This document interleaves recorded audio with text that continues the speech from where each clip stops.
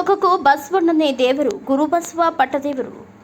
ಕುರುಬ ಕೇಳಗಿ ಗ್ರಾಮದಲ್ಲಿ ನಡೆದ ಶ್ರೀ ಬಸವೇಶ್ವರ ಜಾತ್ರಾ ಮಹೋತ್ಸವ ಹಾಗೂ ಬಸವ ಜಯಂತಿ ಉತ್ಸವ 4ನೇ ದಿನದ ಬಸವ ದರ್ಶನ ಪ್ರವಚನ ಕಾರ್ಯಕ್ರಮ ದಿವ್ಯ ಸಾನ್ನಿಧ್ಯ ವಹಿಸಿದ ಪರಮ ಪೂಜ್ಯ ಗುರುಬಸವ ಪಟ್ಟದೇವರು ತಮ್ಮ ಆಶೀರ್ವಚನದಲ್ಲಿ ಕುರುಬ ಕೇಳಗಿ ಗ್ರಾಮದಲ್ಲಿ ಬಸವ ಜಯಂತಿಯು ಅರ್ಥಪೂರ್ಣವಾಗಿ ಆಚರಿಸಲಾಗುತ್ತದೆ ಎಂದು ನುಡಿಯುತ್ತಾ, ಭಗವಂತ ಕೊಟ್ಟ ಈ ಶರೀರವು ಮನುಕುಲಕ್ಕೆ ಕಾರಣಿಕೆಯಾಗಿದೆ. ದೇಹದ ಅಂಗವಾದ ನಮ್ಮ ಕೈಗಳು ಒಳ್ಳೆಯ ಕೆಲಸಕ್ಕಾಗಿ ಬಳಸಬೇಕು. ನಮ್ಮ ಮನಸ್ಸಿನಲ್ಲಿಯೂ ಒಳ್ಳೆಯ ವಿಚಾರಗಳನ್ನು ಮಾಡಬೇಕು. ಬಸವಣ್ಣನವರು ಕೊಟ್ಟಿರುವ ವಚನಗಳನ್ನು ಆಲಿಸಿ ಪಠಿಸಿ ವಚನಗಳ ಪ್ರಕಾರ ತಮ್ಮ ಜೀವನವನ್ನು ಸುಂದರಗೊಳಿಸಿಕೊಳ್ಬೇಕು. ಹಾಗೂ ಯಾವುದೇ ಕೆಟ್ಟ ಚಟಕ್ಕೆ ದುರ್ಬುದ್ಧಿಗೆ ಬಲಿಯಾಗಲಿ ಶರೀರವನ್ನು ಹಾಳು ಮಾಡಿಕೊಳ್ಳಬೇಡಿ. ಮತ್ತು ಚಿಕ್ಕ ಮಕ್ಕಳಲ್ಲಿ ವಚನಗಳನ್ನು ಸಾಹಿತ್ಯದ ರುಚಿ ಹುಟ್ಟಿಸಿ ಅವರಿಗೆ ವಚನಗಳನ್ನು ಕಲಿಸಬೇಕು. ಮೊಬೈಲ್ನಿಂದ ಸಾಧ್ಯವಾದಷ್ಟು ದೂರ ಇಡಬೇಕು.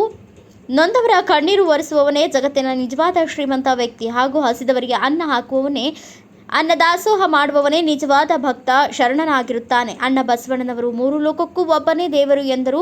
ಬಸವಣ್ಣನವರು ಎಲ್ಲರನ್ನ ಪ್ರೀತಿಸುತ್ತಿದ್ದರು, ಎಲ್ಲರನ್ನ ಗೌರವಿಸುತ್ತಿದ್ದರು, ಸಕಲ ಪ್ರಾಣಿಗಳಿಗೆ ಲೇಸನ್ನೇ ಬಯಸಿ ಪ್ರೀತಿಸುತ್ತಿದ್ದರು. ಆದುದರಿಂದಲೇ ಗುರು ಬಸವಣ್ಣ ಗುರು ವಿಶ್ವಗುರು ಆದರೂ. ಹೀಗೆ ಅನೇಕ ರೀತಿಯ ಬಸವಣ್ಣನವರ ಮಹಿಮೆಯನ್ನು ತಮ್ಮ ಆಶೀರ್ವಚನದಲ್ಲಿ ಹೇಳಿದರು. ಎಲ್ಲಕ್ಕಿಂತ ಚಲೋ ಬಸವ ಜಯಂತಿ ಯಾವ್ದಾರ ಊರಾಗ ಆಚರಿಸ್ತಾರಂದ್ರೆ ಅದು ಕುರುಕೆಳಗಿ ಗ್ರಾಮದಲ್ಲಿ. ಇವರಿಬ್ರು ಪೂಜ್ಯರು ಈ ನಿಮ್ಗೆಲ್ಲ ನೋಡಿ ಎಷ್ಟು ಆನಂದ ಪಟ್ಟಾರಂದ್ರ ಅವ್ರಂದ್ರು ಶಿವಸ್ವರೂಪಿಗಳು ಅಂತಂದ್ರು.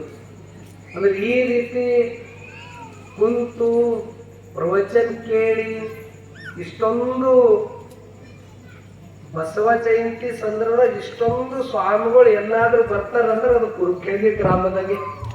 ಈಗಾಗಲೇ ನಮ್ಮ ಮಹಾಲಿಂಗ ಸ್ವಾಮಿಗಳು ಬಂದಿದ್ದಾರೆ, ಅವಧೂತ ಡಾಕ್ಟರ್ ಬಸವಲಿಂಗ ಸ್ವಾಮಿಗಳು ಬಂದಿದ್ದಾರೆ, ನಮ್ಮ ಬಾಲ್ಕಿ ಮಠದ ಅವರಿಗೆಲ್ಲರೂ ಚಿನ್ಮಯ ಜ್ಞಾನಿ ಚನ್ನಬಸವಣ್ಣವ್ರು ಅಂತಾರೆ. ಅವ್ರು ಭಾಳ ಚಲೋ ಮಾತಾಡ್ಯಾರ. ನಮ್ಮ ಪರಮೇಶ್ವರ್ ಸರ್ ಹೇಳ್ತಾ ಇದ್ರು ಅಂದ್ರೆ ಅವರು ಮೂವರು ಮತ್ತಿನ್ನು ಮೂವರು ಮತ್ತು ನಾಳೆ ಮತ್ತು ಯಾರು ಬರ್ತಾರ. ನಿಮ್ಮ ಭಕ್ತಿ ನಿಮ್ದೊಂದು ಈ ಬಸವ ಜಯಂತಿಗೆ ಎಷ್ಟು ಉತ್ಸಾಹ ಉಲ್ಲಾಸದಿಂದ ಮಾಡ್ತೀರಂದ್ರ ಅಷ್ಟು ಚಲೋ. ಇಲ್ಲೆಲ್ಲ ನೀವು ಬಸವ ಜಯಂತಿಯನ್ನ ಆಚರಿಸ್ತಾ ಇದ್ರಿ. ನಿಜಕ್ಕೂ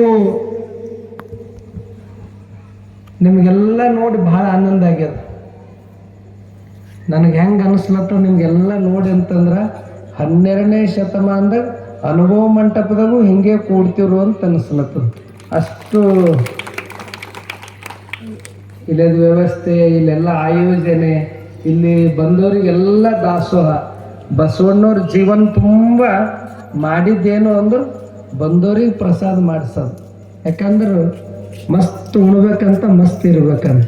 ಅದು ಎಲ್ಲಿ ಅಂದ್ರೆ ಕುರುಕೆಳಗಿ ಗ್ರಾಮದಾಗ ಅದು ಎಲ್ಲ ನಡೆದದಂತ ಹೇಳಿಕೆ ನನಗೆ ಹೆಮ್ಮೆ ಅನಿಸ್ತದಂತಕ್ಕಂಥ ಮಾತನ್ನು ತಿಳಿಸಿ ಸಾಕು.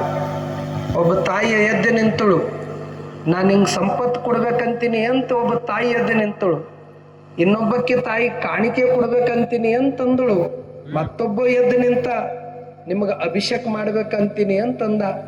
ಆಗ ಭಗವಂತಂದ, ನಾ ನಿಮಗೆ ಕೊಟ್ಟು ಹೋಗ್ಬೇಕಂದ್ರೆ ನೀವೇ ನಂಗೆ ಕೊಡ್ತಾ ಇಲ್ಲತ್ತಿರಲ್ಲ. ಆಗ ಅವರೆಲ್ಲ ಒಂದು ಧ್ವನಿದಿಂದ ಹೇಳಿದರು, ಎಲ್ಲವೂ ನಿನ್ನದು ದೇವರೇ, ಈ ಹೂವು, ಈ ಹಣ್ಣು, ಈ ಕಾಯಿ ಎಲ್ಲವೂ ನಿನ್ನದು. ನೀ ಕೊಟ್ಟಿದ್ದು ನಿಂಗೆ ಕೊಡ್ಲಕ್ಕೆ ಏನದ? ಬಸ್ಸಿನಾಗ ಒಂದು ಸೀಟ್ ಕೊಟ್ರ ನಾವು ಥ್ಯಾಂಕ್ಸ್ ಹೇಳ್ತೀವಿ. ಬ್ಯಾಂಕಿನಾಗ ಒಂದು ಪೆನ್ ಸಿಗ್ನೇಚರ್ ಮಾಡ್ಲಕ್ಕೆ ಕೊಟ್ರ ಅವ್ರಿಗೆ ಕೃತಜ್ಞತೆ ಸಲ್ಲಿಸ್ತೀವಿ. ಆದ್ರೆ ನಮಗಾಗಿ ಇಷ್ಟೆಲ್ಲ ಸೃಷ್ಟಿ ಮಾಡಿದ ಭಗವಂತನೇ, ನಿನಗೆಷ್ಟು ಏನು ಕೊಟ್ಟರು ಕಡಿಮದ. ಆಗ ಭಗವಂತಂದ, ಮತ್ತು ನೀವು ನಂಗೆ ಕೊಡುತ್ತಾ ಅಲ್ಲತ್ತಿರಲ್ಲ, ನಾ ಕೇಳಿದು ಕೊಡ್ತೀರೇನು? ಓ, ನೀವು ಏನು ಕೇಳ್ತೀರಿ, ಏನು ನೀವು ಕೇಳ್ರಿ, ಕೇಳಿದೆಲ್ಲ ಕೊಡ್ತೀವಿ. ಆಗ ಭಗವಂತಂದ, ನಾ ಕೇಳಿದ್ದು ಕೊಡ್ತೀರಿ? ಓ, ನೀವು ಕೇಳಿದ್ದು ಕೊಡ್ತೀವಿ. ಆಗ ಭಗವಂತಂದ, ನಿಮ್ಮ ಕಾಣಿಕೆ ಬೇಡ, ನಿಮ್ಮ ಸಂಪತ್ತು ಬೇಡ, ನಿಮ್ಮ ಅಭಿಷೇಕ ಬೇಡ, ಮತ್ತೆ ಏನು ಬೇಕು? ನಾ ಕೇಳಿದ್ದು ಕೊಡ್ಬೇಕು. ಆಗ ಎಲ್ಲರಂದ್ರೆ ನೀವೇನು ಬೇಕು ಕೇಳಿ ಕೊಡ್ತೇವೆ ಅಂತಂದ್ರು. ಆಗ ನೀವೇನು ಕೊಡ್ತಾ ಇಲ್ಲತ್ತೀರಿ ಅದು ಬೇಡ, ನಾನೇನು ಸೃಷ್ಟಿ ಮಾಡಿದ್ದ ಈ ಭೂಮಂಡಲ ಸೃಷ್ಟಿ ಮಾಡಿದ್ದೀನಿ, ಇದು ಕೆಡಿಸಲ್ದಂಗ, ನಿಮ್ಮ ಶರೀರ ಕೆಡಿಸ್ಕೊಂಬಲ್ದಂಗ, ಮತ್ತೊಬ್ರಿಗೆ ಕಣ್ಣೀರು ತರಿಸಲ್ದಂಗೆ ಬದುಕ್ತಿರಲ್ಲ, ಅದೇ ನನಗೆ ಕಾಣಿಕೆ, ಅದೇ ನನಗೆ ಕಾಣಿಕೆ ಅಂತಿ ಭಗವಂತಂದ. ಆಗಿ ಮಣ್ಣು ಇದು ಪಂಚೇಂದ್ರಿಗಳು ತಯಾರಾಗದು ಈ ಮಣ್ಣಿನಿಂದನೇ. ಸ್ವಲ್ಪ ಈ ಮಣ್ಣು ಕೆಡಿಸಬೇಡ. ಇದು ಹೆಂಗದಂದ್ರ ಇದು ಎಲ್ಲ ಸೃಷ್ಟಿ ಮಾಡೋದು ಈ ಭೂಮಂಡಲನೇ. ಏ ಮಹಾಜನತೆಗಳೇ, ಇದು ಕೆಡಿಸಬೇಡ್ರಿ. ಯಾಕಂದ್ರೆ ಸ್ವಲ್ಪ ನೀವು ಕಾಳು ಹಾಕಿದ್ರೆ ಸಾಕು, ನಾ ಮಸ್ತ್ ಫಲ ಕೊಡ್ತೀನಿ. ಸ್ವಲ್ಪ ಸಣ್ಣ ಸಣ್ಣ ಸಸಿಗಳ ಹಚ್ಚಿದ್ರಿ ಅಂದ್ರೆ ಯಾವುದೋ ನೀರು, ಮುಸ್ರಿ ನೀರು ಹಾಕಿದ್ರು ನಾ ಮಸ್ತ್ ನಿಮಗ ಈ ಭೂಮಂಡಲದಿಂದ ರುಚಿಯಾದಂಥ ಹಣ್ಣು ಕೊಡ್ತೀನಿ. ಕೂಡಲ ಸಂಗಮ ದೇವ. ಬಸವಣ್ಣ ಅಂದ್ರೆ ಯಾರಪ್ಪ ಅಂದ್ರೆ, ಬಸವಣ್ಣ ಅಂದ್ರೆ ಬಿಜ್ಜವಣ್ಣ ಕಣಿ ಅಲ್ಲಲ್ಲ, ಬಿದ್ದವರನ್ನ ಎತ್ತಲಿಕ್ಕೆ ದುಡಿದ ಶಿವಯೋಗಿ. ಬಸವಣ್ಣ ಒಬ್ಬ ಬಿಜ್ಜಳ ಪ್ರಧಾನಿ ಅಂತ ಅಷ್ಟೇ ನೋಡ್ಬಾರ್ದು. ಯಾರು ಬಿದ್ದಾರಲ್ಲ, ಯಾರು ಇನ್ನೇನು ನಮ್ಗೇನೋ ದಿಕ್ಕೇ ಇಲ್ಲಪ್ಪ ಅನ್ನುವಂತಹ ಅವ್ರನ್ನ ಎತ್ತಲಿಕ್ಕೆ ದುಡಿದಂತಹ ಒಬ್ಬ ಮಹಾತ್ಮ, ಒಬ್ಬ ಶಿವಯೋಗಿ. ಅಂದ್ರೆ ಬಸವಣ್ಣವ್ರ ವ್ಯಕ್ತಿತ್ವ ಎಲ್ಲಿ ಕಾಣ್ಬೇಕಂದ್ರೆ 770 ಶರಣರು ಬಸವಣ್ಣವ್ರ ಬಗ್ಗೆ ಹೇಳ್ತಾರೆ. ಬಸವಣ್ಣನಿಂದ ಬದುಕಿತ್ತಿ ಲೋಕವೆಲ್ಲ ಅಂತ ಹೇಳ್ತಾರೆ ಶರಣರು. ಬಸವಣ್ಣ ಅದಕ್ಕಾಗಿ ಪ್ರಥಮಂತೂ ಅವರ ಅಪ್ಪನ ಹೆಸರು ನೆನಪದ, ನಿಮ್ಮ ಮುತ್ತಜ್ಜನ ಹೆಸರು ನೆನಪದ. ನಿಮ್ಗೆ 2-3 ತಲೆಮಾರಿನ ಹೆಸರು ನಿಮ್ಗೆ ನೆನಪಿರ್ಬೋದು ಅಷ್ಟೇ. ಅದಕ್ಕಿಂತ ಹಿಂದಿನ ಹೆಸರು ನಿಮ್ಗೆ ನೆನಪಿರೋದಿಲ್ಲ, ಯಾರಿಗೂ ಕೂಡ ನೆನಪಿರೋದಿಲ್ಲ ನನ್ನ ಹಿಡ್ಕೊಂಡು. ಆದರೆ 900 ವರ್ಷಗಳ ಹಿಂದೆ ಆಗಿ ಹೋದಂಥ ಬಸವಾದಿ ಶರಣರು ನೆನಪಿದಾರ ಇಲ್ಲ ನಮಗೆ? ಬಸವಣ್ಣನ ಹೆಸರು ನೆನಪದಲ್ಲ.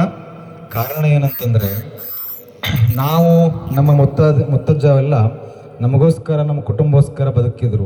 ಒಂದು ಕಡೆ ಹೇಳ್ತಾರೆ, ಕಾರ್ತಿಕದ ಕತ್ತಲೆಯಲ್ಲಿ ಆಕಾಶ ದೀಪವಾಗಿ ನೀ ಬಂದೆ, ಬಟ್ಟೆಗೆಟ್ಟವರಿಗೆ ಒಂದೊಂದು ದಿಕ್ಕಾಗಿ, ವೀರ ಖಡ್ಗವನ ಅಂತು ಓ ಆಧ್ಯಾತ್ಮ ಕ್ರಾಂತಿ ವೀರ, ದೇವದಯಾ ಒಂದೇ ಶ್ರೀ ಗುರು ಬಸವೇಶ್ವರ ಅಂತ ಹೇಳಿ ರಾಷ್ಟ್ರಕವಿ ಕುವೆಂಪುರವರು. ಏನು ಬಸವಣ್ಣ, ಯಾತಕ್ಕಾಗಿ ಬಸವಣ್ಣವರು ಭೂಮಿಗೆ ಬಂದರು? 12ನೇ ಶತಮಾನಕ್ಕಿಂತ ಮುಂಚೆ ಹೇಗಿತ್ತು ಸಮಾಜ? ಬರೀ ಅನಾಚಾರ, ಮೂಢನಂಬಿಕೆಗಳು, ಕಂದಾಚಾರಗಳೇ ತುಂಬಿಕೊಂಡಿದಂತಹ ಸಮಾಜದಲ್ಲಿ ದಲಿತರಿಗೆ, ಮಹಿಳೆ. ಕಾರ್ಯಕ್ರಮದಲ್ಲಿ ಪರಮಪೂಜ್ಯ ಪ್ರಭುಲಿಂಗ ಮಹಾಸ್ವಾಮಿಗಳು ಮತ್ತು ಯುವತಿಯರು ನೇತೃತ್ವವನ್ನು ವಹಿಸಿ ತಮ್ಮ ಆಶೀರ್ವಚನವನ್ನು ನುಡಿದರು. ಈ ಕಾರ್ಯಕ್ರಮಕ್ಕೆ ಅಕ್ಕಪಕ್ಕದ ಗ್ರಾಮದ 100 ಮಹಿಳೆಯರು ಹಾಗೂ ಪುರುಷರು ಉಪಸ್ಥಿತರಿದ್ದರು. ಪ್ರತಿನಿತ್ಯ ನಿರಂತರ ಪ್ರಸಾದ ವ್ಯವಸ್ಥೆ ಇರುವುದು ವಿಶೇಷ.